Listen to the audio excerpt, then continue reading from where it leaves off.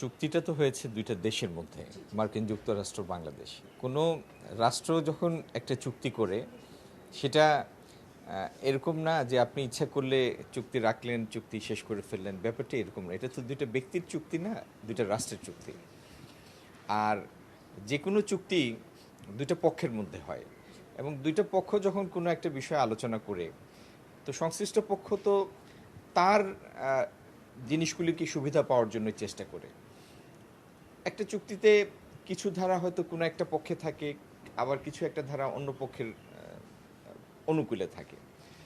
এই দুইটার সম্মেলনে, সমন্বয়ে উভয় পক্ষের জন্য একটা উইন উইন সিচুয়েশন তৈরি করার চেষ্টা হয়।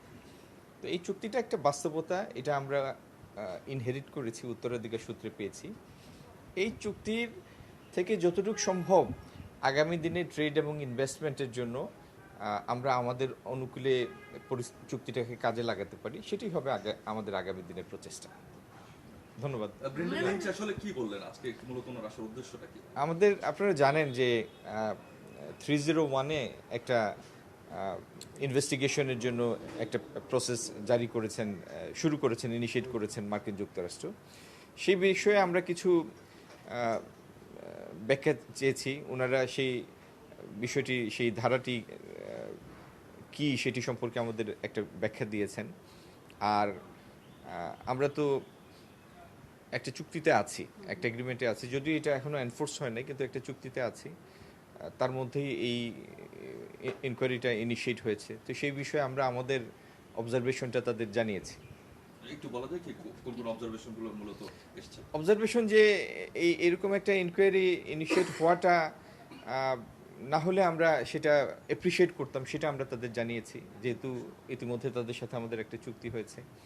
আর এটাও আমরা জানিয়েছি, বাংলাদেশে কোনো কিছুর মধ্যেই কোনো ওভার ক্যাপাসিটি নাই। ওভার ক্যাপাসিটির সুযোগ কোথায়? আমরা বেশিরভাগ জিনিস আমরা ইম্পোর্ট করি, আর কিছু জিনিস যেটা আমাদের রপ্তানি সক্ষমতা আছে সেটার ওভার ক্যাপাসিটি, আমরা কোনো কোথাও ডাম্প করি না, ডাম্প করার আমাদের সুযোগই নাই।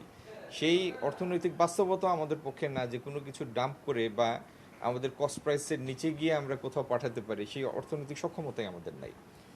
আর আমাদের যে ফর্মাল সেক্টর, মূলত আমাদের রপ্তানি তো তৈরি পোশাক কেন্দ্রিক।